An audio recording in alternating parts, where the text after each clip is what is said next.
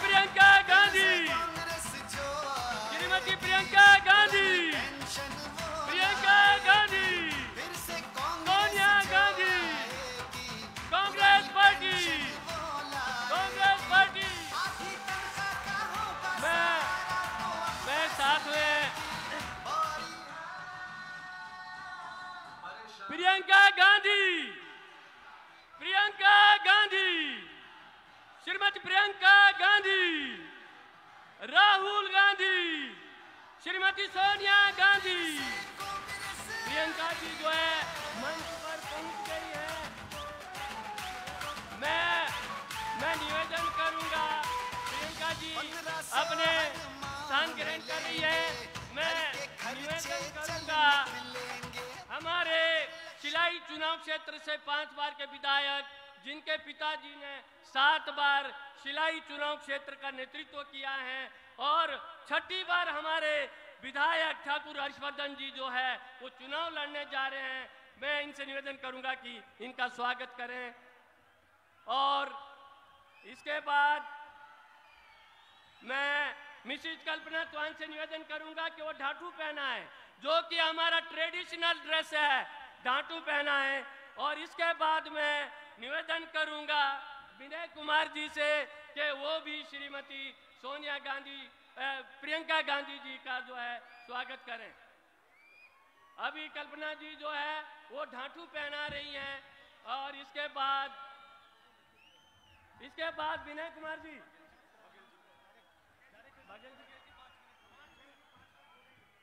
और मैं इसके बाद निवेदन करूंगा विनय कुमार जी से आप स्वागत करें। और मैं निवेदन करूंगा हमारे छत्तीसगढ़ के माननीय मुख्यमंत्री भूपेश बघेल जी, जो कि छत्तीसगढ़ में जिन्होंने एक विकास की नई बयार लाई है। मैं निवेदन करूंगा अपने मुख्यमंत्री जी से, जो कि हमारे हिमाचल प्रदेश में जिनके नेतृत्व में ये चुनाव लड़ने जा रहे हैं, मैं उनसे निवेदन करूंगा भूपेश बघेल जी से। और अभी देखो आप यहाँ गुरुद्वारा वाले कमेटी के लोग अभी सम्मानित करेंगे। गुरुद्वारा प्रबंध कमेटी के लोग जल्दी से जल्दी, समय का अभाव होने के कारण भूपेश जी से मैं निवेदन करूंगा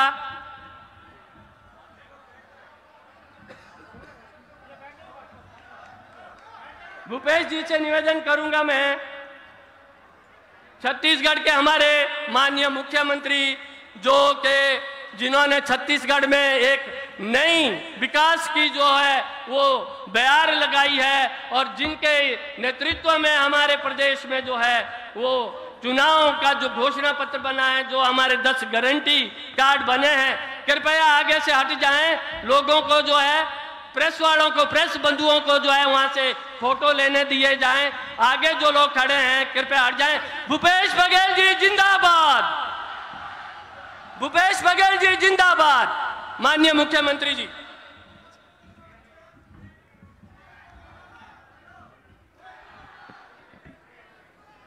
कांग्रेस पार्टी, प्रियंका गांधी जिंदाबाद, प्रियंका गांधी जिंदाबाद। सिरमौर जिला पूरी दुनिया में मशहूर है क्योंकि यहाँ पांवटा साहिब है।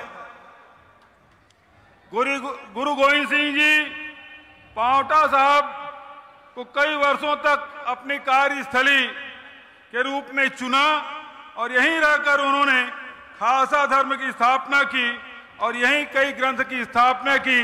मैं पांवटा साहब को प्रणाम करते हुए मंच में उपस्थित सभी हमारे कांग्रेस के नेताओं का अभिनंदन करते हुए, आप सबको पता है कि आज चुनाव का आखिरी दिन और आखिरी सभा, और इसको संबोधित करने के लिए प्रियंका जी आपके बीच में आई हुई हैं। यह भी आपको जानकारी है कि शिमला में मौसम खराब था, बारिश हो रही थी और जहां हेलीपैड है वहां ओले गिर रहे थे, फिर भी आप सबका प्यार है वो प्रियंका जी को यहां ले आई। एक बार जोरदार प्रियंका गांधी आदरणीय साथियों, आप सब ने अब मतदान करने के लिए मन बना लिया है। चंद घंटे बाकी हैं और आप सब ने जिस प्रकार से उत्साह और जिस प्रकार से एकजुटता और जिस प्रकार से हिमाचल की जनता ने प्रियंका जी को प्यार दिया है कि पांवटा साहिब सहित आप पूरे प्रदेश में, हिमाचल प्रदेश में कांग्रेस का परचम लहराएगा, परिवर्तन अवश्य होगा। ये मैं आप सबसे कहना चाहता हूं। आदरणीय साथियों, 5 साल आपने भारतीय जनता पार्टी और ठाकुर साहब को आपने मुख्यमंत्री के रूप में दिया। बहुत कुछ दिया है आपको। दिया है कि नहीं दिया है? नहीं दिया है? दिया है, बहुत कुछ दिया है। क्यों? महंगाई आपको नहीं दी? 100 रुपया पेट्रोल नहीं हुआ? 400 का रसोई गैस 1100 नहीं हुआ? बेरोजगारी आपको नहीं दी? महंगाई आपको नहीं दी? तो आप कह रहे थे कि कुछ नहीं दिया। बहुत कुछ दिया है। महंगाई, बेरोजगारी, ये सब उन्होंने दिया है। अब उसे लौटाने का, ब्याज सहित लौटाने का समय आ गया है। जो आपका काम न करे, किसानों को, बागबानों को, खेती की उपज की कीमत न दे, उससे बदला चुकाने का अवसर आया है। ये हमारे नौजवान खड़े हैं, इनको बेरोजगार बना के रखा है, उससे बदला लेने के समय आया है। हमारी माताएं बहनें हैं, 200 रुपये लीटर में खाने का तेल और 1100-1200 रुपया रसोई गैस, ये बदला लेने का समय है। आप सब परिवर्तन करना चाहते हैं कि नहीं करना चाहते हैं? परिवर्तन करना चाहते हैं, हाथ उठा के समर्थन करें। आप सब ने परिवर्तन का मन बना लिया है। माताएं बहनें बैठी हैं, बड़ी संख्या में आई हैं। मैं केवल आपसे एक सवाल पूछना चाहता हूं। आप भोजन पकाती हैं, रोटी बनाती हैं और नहीं पलटते तो क्या होता है? रोटी यदि आप तवा से न पलटे, तवा में न पलटे तो क्या हो जाता है? रोटी जल जाती है। तो यदि रोटी नहीं पलटे तो जल जाएगी। और इसीलिए जयराम ठाकुर को जयराम जी की कहते हुए आप सबको परिवर्तन लाना है, रोटी पलटने का काम आपको करना है। ये मैं आपसे कहना चाहता हूं। अभी कांग्रेस पार्टी ने घोषणा पत्र जारी किया और ये आपसे वादा किया है कि हमारी सरकार बनेगी तो 10 दिन के भीतर में ओपीएस लागू किया जाएगा। और प्रियंका जी कहती हैं कि पहले ही कैबिनेट में ओपीएस लाया जाएगा। 1 लाख लोगों को नौकरी दी जाएगी। 3000 यूनिट तक के बिजली बिल माफ, 300 यूनिट तक के बिजली बिल हर महीने माफ किया जाएगा। मुफ्त में बिजली मिलेगी 300 यूनिट तक के। 1500 रुपया हर महीने महिलाओं को दिया जाएगा। खेती किसानी, जो बागबान है, किसान है, उसके उपज की कीमत आप तय करेंगे। ये उनके उद्योगपति मित्र तय नहीं करेंगे। जब मेहनत आप करते हैं, उत्पादन आप करते हैं, तो रेट तय करने का भी अधिकार आपको मिलना चाहिए। ये कांग्रेस पार्टी आपको अधिकार देगी। गोबर भी खरीदेगी और दूध भी। तो इस प्रकार से आय बढ़ाने का काम कांग्रेस की सरकार करेगी। मैं आपके और प्रियंका जी के बीच में ज्यादा देर न रहते हुए आपसे केवल इतना गुजारिश, आप बड़ी संख्या में आए हैं, परिवर्तन का मन बना लिए हैं। मैं आप सबको प्रणाम करता हूं, आप सबको नमन करता हूं और आपसे गुजारिश करता हूं, एक बार जोरदार जयकारा मेरे साथ लगाएं। कांग्रेस पार्टी, सोनिया गांधी, राहुल गांधी, मल्लिकार्जुन खड़गे। अब दोनों हाथ उठा के ताली बजाते हुए मैं आप सबसे निवेदन करूंगा, प्रियंका गांधी जिंदाबाद, प्रियंका गांधी जिंदाबाद, प्रियंका गांधी जिंदाबाद। अरे ताली तब तक बजती रहनी चाहिए जब तक प्रियंका जी आपको संबोधित करने ना आ जाए। ताली बजती रहनी चाहिए। प्रियंका गांधी।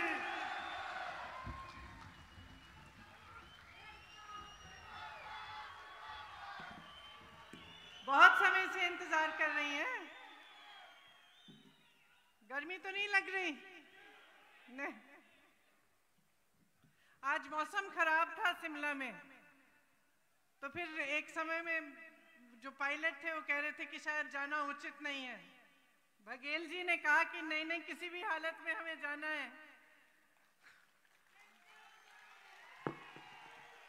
और मुझे आपकी फोटो दिखाई किसी ने कि आप सब यहाँ इंतजार कर रहे हैं, तो मैंने कहा कि हमें किसी भी हालत में कोशिश करनी चाहिए और आपके पास पहुँचना चाहिए। मैं आपकी बहुत बहुत आभारी हूँ कि आप आज यहाँ आए हैं मेरी बातों को सुनने के लिए।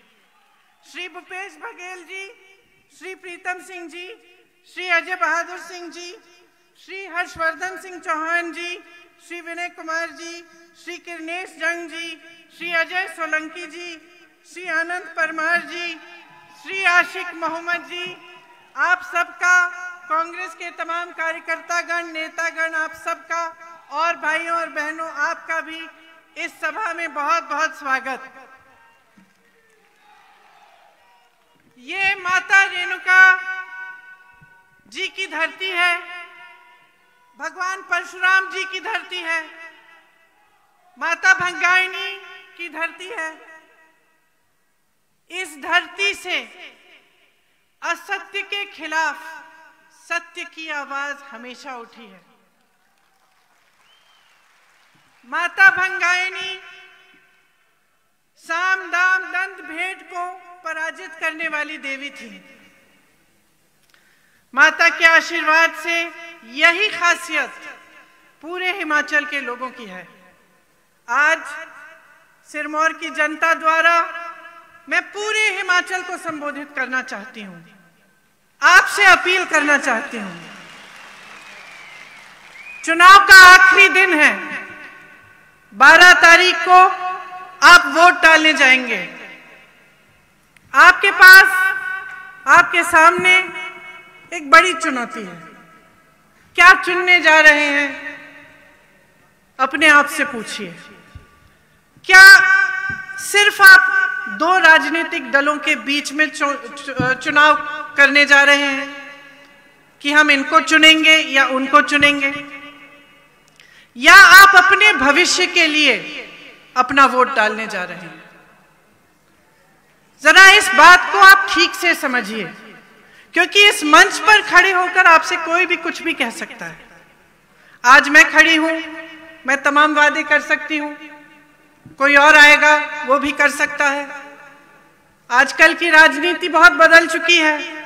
एक समय में जब मेरी दादी जी इंदिरा जी होती थी, मेरे पिताजी होते थे, तो एक अलग राजनीति थी। यहाँ पे जो बुजुर्ग बैठे हैं, शायद जब घर पे बैठकर आप चर्चा करते हैं तो आप यही बात करते होंगे कि दुनिया कितनी बदल गई है, राजनीति कितनी बदल गई है और कैसे बदली है। इस पर मैं 2 मिनट आपका समय लेना चाहती हूँ। देखिए, हमारे देश की जो राजनीति है उसका आधार कहाँ से बना, कहाँ से उसकी शुरुआत हुई, ये समझना बहुत जरूरी है। स्वतंत्रता संग्राम में जब महात्मा गांधी जी ने सत्य की बात की तो एक आध्यात्मिक आधार दिया इस देश की राजनीति को, और हमें गर्व होना चाहिए कि किसी और देश की राजनीति में इस तरह का आधार नहीं था। कोई ऐसा आंदोलन नहीं था उस समय जो सत्य के आधार पर लड़ा गया, अहिंसा के आधार पर लड़ा गया। वही हमारी राजनीति की नींव है। लेकिन आज क्या देखते हैं हम? आज हम देखते हैं कि पैसों का बोलबाला है, झूठ का बोलबाला है। आज आपके सामने खड़े होकर नेता कुछ भी बोल सकता है, कल उसकी अकाउंटेबिलिटी कुछ नहीं रही, उसकी जिम्मेदारी कुछ नहीं रही। कभी कहते हैं कि आपके लिए बिजली मुफ्त दिलवाएंगे, पेयजल मुफ्त दिलवाएंगे, और फिर 5 साल बाद आपको पता चलता है कि कुछ नहीं हुआ। तो एक माहौल बन गया है, मीडियाबाजी बहुत होती है। आप टीवी चलाते हैं, इश्तिहार देखते हैं तो ऐसे लगता है कि तमाम काम हो चुके हैं आपके प्रदेश में, लेकिन असलियत कुछ और है। तो आज आपके सामने खड़े हुए मैं आपसे ये आग्रह करना चाहती हूं कि आप अपने अनुभव पर, अपनी परिस्थितियों के आधार पर अपना वोट दें, क्योंकि ये वोट आपका है।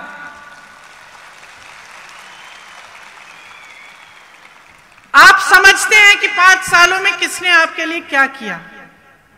भाजपा के बड़े बड़े नेता यहां आए, हिमाचल में मैं देख रही थी कुछ दिनों पहले, उन्होंने कहा कि कांग्रेस आपको स्थिर सरकार दे ही नहीं सकती। आजादी से लेकर अब तक सबसे स्थिर सरकारें किसने दी हैं? और इस देश में अस्थिरता किसने फैलाई है? सरकारों को गिराने वाले कौन हैं? बनी बनाई सरकार, जनता द्वारा चुनी गई सरकार, और पैसों से विधायकों को खरीद कर उसको गिराने वाले कौन हैं? तो सच्चाई क्या है? सच्चाई आपके सामने है। इस प्रदेश को जब बनाया गया तो सबने इंदिरा जी से कहा यह प्रदेश चल नहीं पाएगा। इंदिरा जी ने आपके भरोसे इस प्रदेश को बनाया।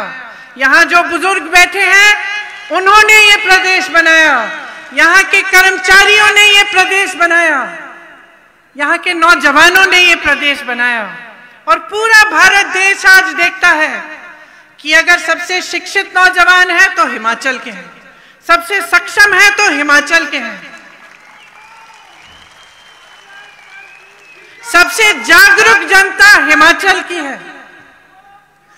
तो इस जागरूकता को आप कभी मत बुझाइए, इसे जीवित रखना आपकी सबसे बड़ी जिम्मेदारी है। पिछले 5 सालों की स्थिति देखिए, हिमाचल प्रदेश 70,000 करोड़ के कर्ज में है, 70,000 करोड़ के कर्ज में है। यहां की 30 लाख नौजवान की आबादी है, तमाम नौजवान पढ़े लिखे हैं। आपने मेहनत की, अपने बच्चों को पढ़ाया लिखाया कि उनका भविष्य बने। ऐसे 30 लाख बच्चे आज हिमाचल प्रदेश में हैं, जिसमें से 15 लाख बेरोजगार पड़े हैं। यहां कितने नौजवान हैं? हाथ उठाइए। अब पिछले 5 सालों में जिसको नौकरी मिली है वो हाथ खड़ा रखे, बाकी नीचे करिए।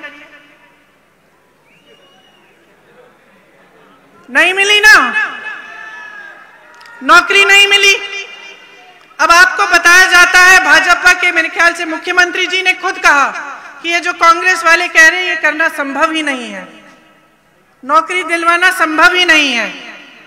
लेकिन 63,000 रोजगार, 63,000 सरकारी पद खाली पड़े हैं, 5 सालों से खाली पड़े हैं, और यहां हजारों नौजवान बेरोजगार हैं। पूछिए क्यों? क्योंकि नीयत सही नहीं है। ओपीएस की बात करते हैं, हम किस आधार पे कह रहे हैं कि हम आपको ओपीएस दिलवाएंगे? ये चुनावी जुमला नहीं है। यहां छत्तीसगढ़ के मुख्यमंत्री जी बैठे हैं, बघेल जी। छत्तीसगढ़ में आज ओपीएस लागू है, राजस्थान में लागू है। भाजपा के नेता, बड़े से बड़े नेता कहते हैं कि अर्थव्यवस्था में पैसे ही नहीं है इसके लिए। तो फिर मैं उनसे पूछती हूं कि उनके जो उद्योगपति मित्र हैं बड़े बड़े, उनके कर्ज माफ करने के लिए लाखों करोड़ रुपए कहां से आते हैं? अगर इस देश के कर्मचारी के लिए आपके पास पैसे नहीं है कि उसका जीवन सुरक्षित रहे, कि पूरी जीवन देश की सेवा करता है वो, और उसके बाद उसको पेंशन ना मिले, और आप कहते हैं उसके लिए पैसे नहीं है।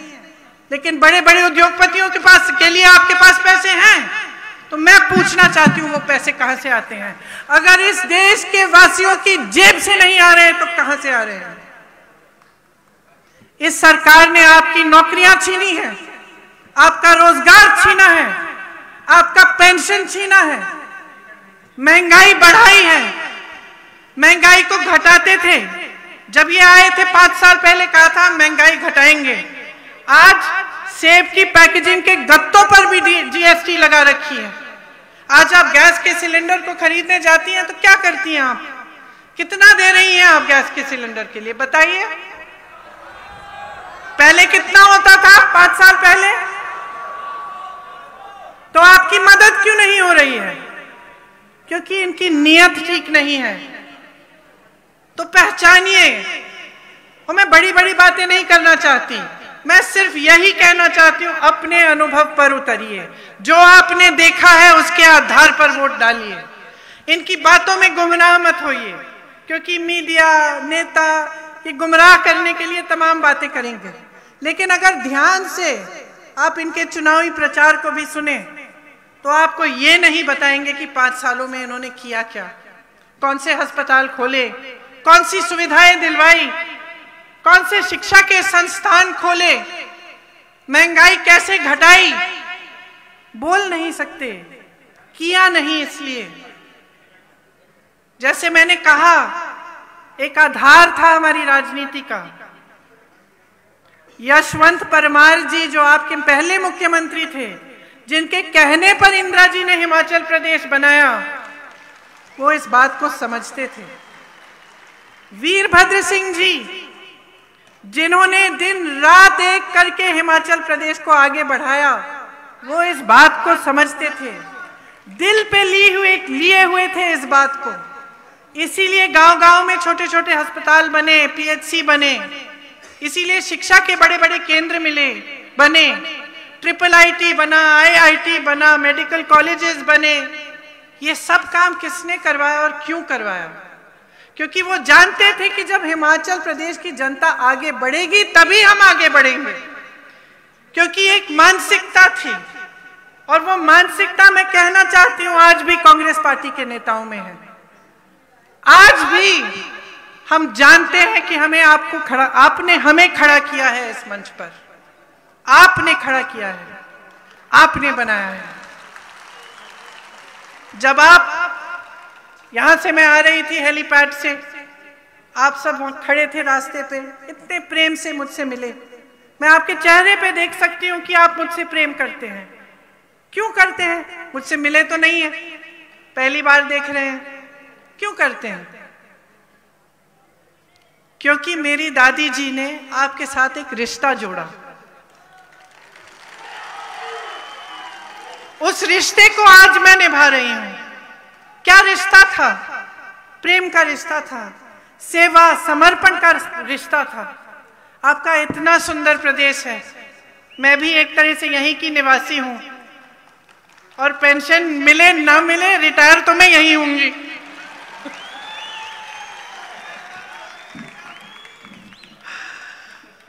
इतना सुंदर प्रदेश है, आप इसके प्रति अपनी निष्ठा निभाओ, अपनी जिम्मेदारी निभाओ। ये जो नौजवान लड़कियां बैठी हैं जिनको आपने पढ़ाया लिखाया है, जो नौजवान यहाँ खड़े हैं जिनके पास रोजगार नहीं है, इनके प्रति एक जिम्मेदारी बनती है आपकी, हमारी तो है ही, हमारा कर्तव्य है। लेकिन आपकी सबसे बड़ी जिम्मेदारी है कि आज जो फैसला आप लेने जा रहे हैं उसे सोच समझ के लीजिए। भरोसा बातों पे मत करिए, काम पे करिए। काम देखिए आपके लिए किसने किया, और कौन बड़ी बड़ी बातें करता है लेकिन काम नहीं करके दिखाता। ये बात आप समझ जाएंगे तो आप अपने भविष्य को मजबूत बना पाएंगे। कांग्रेस पार्टी आज क्या कह रही है और किस आधार पर कह रही है ये भी बताऊंगी मैं। हम कह रहे हैं कि महिलाओं को हम 1500 रुपए हर माह देंगे। क्यों? क्योंकि हम समझते हैं कि आप पर क्या बोझ है, पूरा समाज का बोझ उठाती हैं आप। आज यहाँ बैठी हैं धूप में, 2-3 घंटे आपके हो गए, घर जाके खाना आप पकाएंगी, सबकी परवरिश आप करेंगी, काम है नौकरी है तो वो भी करेंगी। ये नहीं है कि नौकरी करके घर आकर आप आराम कर सकती हैं, सब आराम करेंगे लेकिन आप उनकी देखभाल करेंगे। ये बहुत बड़ा बोझ है। और किस सहनशीलता, किस शक्ति से हमारी माताएं, बहनें, बेटियां इसको संभालती हैं। पूरे देश का जो भविष्य है आपके हाथों में है, लेकिन आपकी मदद कोई नहीं करता। कोई ये नहीं सोचता कि अगर थोड़ा सा पैसा हर महीने आपके खाते में चले जाए तो आपको सुविधा होगी।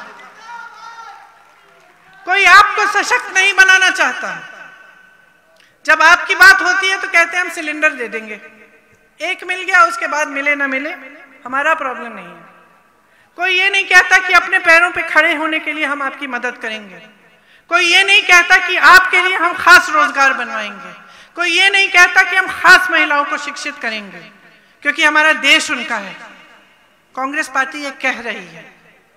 कांग्रेस पार्टी कह रही है कि जब पहली मीटिंग होगी नई सरकार की मंत्रिमंडल की, तब उसी दिन निर्णय लिया जाएगा कि आपको 1 लाख रोजगार दिए जाएंगे। किसको? ये तमाम नौजवान सेना जो यहां पे खड़ी है, आपको, ये आपका हक है। कोई आपको दान नहीं दे रहा है, ये आपका हक है, इस हक को मांगो। हम ये भी कह रहे हैं कि पहली कैबिनेट की मीटिंग में ओपीएस पर निर्णय होगा, आपको ओपीएस मिलेगा, ये आपका हक है। आपने पूरे जीवन काम किया है इस देश के लिए।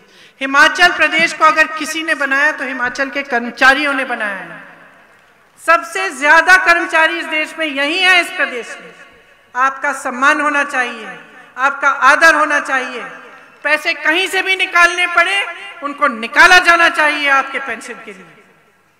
काटे बड़े बड़े उद्योगपतियों के कर्ज को। यही सच्चाई है कि कांग्रेस पार्टी आपके लिए काम करना चाहती है। हमने निर्णय लिया है कि हर विधानसभा में कम से कम 4 पाठशालाएं बनाएंगे इंग्लिश मीडियम, ताकि शिक्षा को एक और शक्ति मिले आपके प्रदेश में।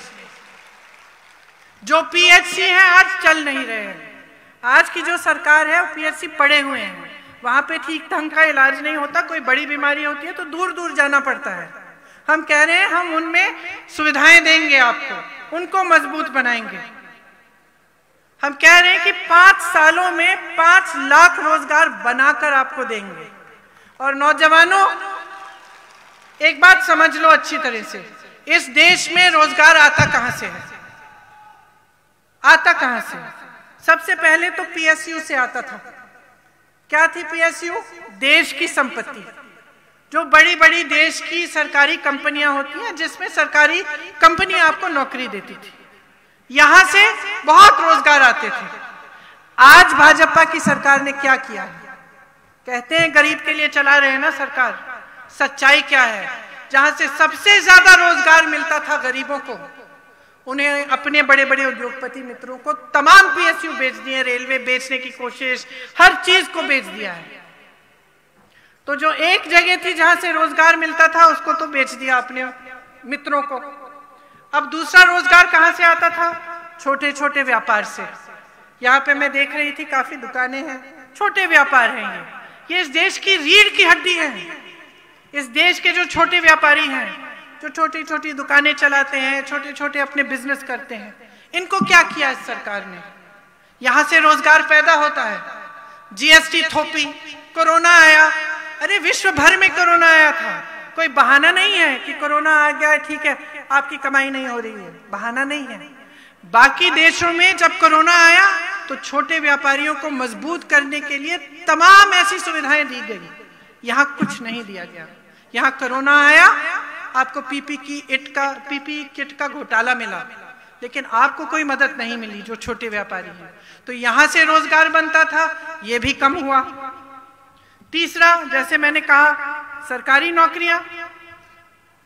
अब सरकारी नौकरियां 63,000 खाली पड़ी हुई हैं। क्यों? अरे पद खाली है, नौजवान खाली है, उसे पद दो ना, क्यों नहीं दिया? तो ये परिस्थितियां हैं। सच्चाई ये है कि अगर आपके लिए रोजगार बनाने की नीयत होती तो ना पीएसयू बेचे जाते, ना आपको छोटे दुकानदारों को, छोटे जो व्यापारी हैं, ना उनको जीएसटी द्वारा दबाया जाता, या दूसरी जो कोरोना आई तो उनकी मदद होती, और ना ये सरकारी पद खाली रहते। तो आगे आप क्या चाहते हैं? अब आप ही मन बना सकते हैं। हम तो आपको समझाने की कोशिश करते हैं, आपको बताने की कोशिश करते हैं, लेकिन विवेक आप में है, हमेशा रहा है। और मेरी दादी जी हमेशा कहती थी कि जनता का विवेक सर्वोपरि है। अगर आपने इस चुनाव में किसी और को चुन लिया तो मैं कहूंगी कि वो भी आपका ही विवेक है। आप सीखोगे अपने अनुभव से, आप देखोगे कि क्या होगा। तो 5 साल बीत गए। 5 सालों में आपने देखा इस सरकार ने आपके लिए क्या किया। आगे 5 साल आने वाले हैं। क्या आप 5 साल और व्यर्थ करने के लिए तैयार हैं? बताइए। सुनाई नहीं दे रहा? नहीं ना। आज जो आपका बच्चा 20 साल का है, क्या 25 साल तक इंतजार करेगा कि उसको अभी नौकरी मिलनी चाहिए? जिसको आज पेंशन देना चाहिए, क्या वो 5 साल इंतजार करेगा? जिसको आज 1500 रुपए प्रति माह मिलने चाहिए, क्या वो 5 साल इंतजार करे? और इंतजार करके मिलना भी क्या है, जब खुद ही कह रहे हैं इनके मुख्यमंत्री कि कुछ नहीं हो सकता। कह रहे हैं कि रोजगार नहीं दे, कांग्रेस पार्टी कह रही है रोजगार देगी, हो नहीं सकता। कांग्रेस पार्टी कह रही है पेंशन देगी, हो नहीं सकता। कांग्रेस पार्टी कह रही है कि महिलाओं को प्रति माह 1500 दे, हो नहीं सकता। तो भाई हो नहीं सकता तो तुम मुख्यमंत्री क्यों बनना चाहते हो? तो जयराम जी की जयराम जी, नया मुख्यमंत्री चुनो। अब देखिए कि मंच पे खड़े होकर आपको बताया जाता है कि आप अगर दवाई बदलेंगे तो आपका इलाज नहीं होगा, जैसे कि पूरा हिमाचल प्रदेश एक मरीज है। क्या मतलब है इसका? क्या मतलब है? फिजूल की बातें हैं। आप कहिए कि आपने 5 सालों में किया क्या। अगर किया है तो उस आधार पर जरूर वोट दीजिए, लेकिन किया ही नहीं ना, इसीलिए ऐसी बातें हो रही है मंच पर। तो आप सब कुछ समझते हैं, मैं जानती हूं। आप अच्छी तरह से नेताओं की नीयत पहचानते हैं। आप अच्छी तरह से जानते हैं कि जो नेता हम लोगों को भ्रष्ट कहते हैं, उन्होंने पीपीई किट के घोटाले किए, उन्होंने पुलिस भर्ती के घोटाले किए, उन्होंने शिक्षक भर्ती के घोटाले किए। आप जानते हैं अच्छी तरह से। तो बस बातों में मत पड़िए। मैं फिर से कह रही हूं, अपने अनुभव पे उतरिए। आपके लिए किसने किया है उसको पहचानिए। अपनी ऐसी सरकार बनाइए कि 5 सालों में आपके प्रदेश को पूरा देश देखकर कहे, हाँ देखो इन्होंने सही निर्णय लिया।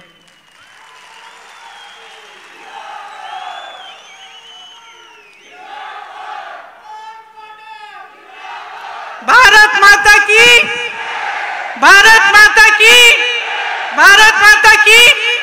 किसकी है ये भारत माता? जोर से बोलो, किसकी है? किसका है ये हिमाचल प्रदेश? किसने बनाया ये हिमाचल प्रदेश? इसकी रखवाली करो। इस प्रदेश की, इस देश की रखवाली करो। आपकी जिम्मेदारी है, हमारी जिम्मेदारी है। मेरे परिवार के सदस्यों ने जान दिया इस देश के लिए, और मैं जानती हूं कि हिमाचल प्रदेश के परिवार, हजारों परिवार हैं जिनके बच्चों ने भी कुर्बानी दी है इस देश के लिए। मैं जानती हूं। मैं जानती हूं कि सरहद पे आप अपने बच्चों को भेजते हैं। हिमाचल प्रदेश के तमाम नौजवान आज सरहद पे खड़े हुए हैं। तो ये हमारी जिम्मेदारी है उनके प्रति, आने वाली पीढ़ी के प्रति और अपने देश के प्रति। मैं जानती हूं आपने बहुत ध्यान से मेरी बातें सुनी। आशा है कि आपके दिल में मेरी बात उतरी है और आप सोच समझकर अपना वोट देंगे, अपने आप को मजबूत बनाएंगे, अपने बच्चों के भविष्य को मजबूत बनाएंगे। जय हिंद, जय हिमाचल। बहुत बहुत धन्यवाद।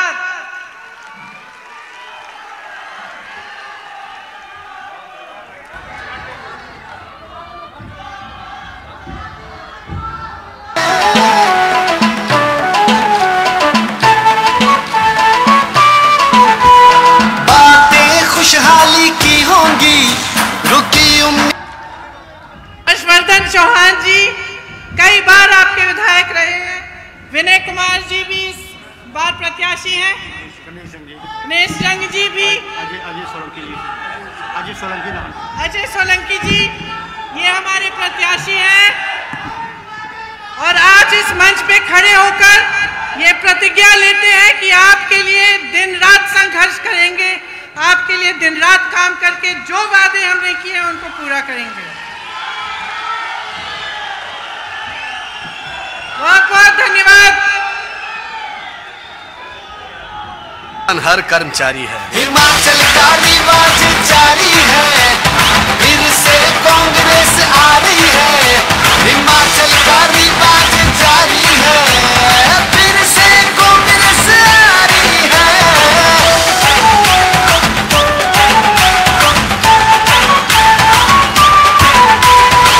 1500 हर माह मिलेंगे, घर के खर्चे चल निकलेंगे, हर घर लक्ष्मी जी आए।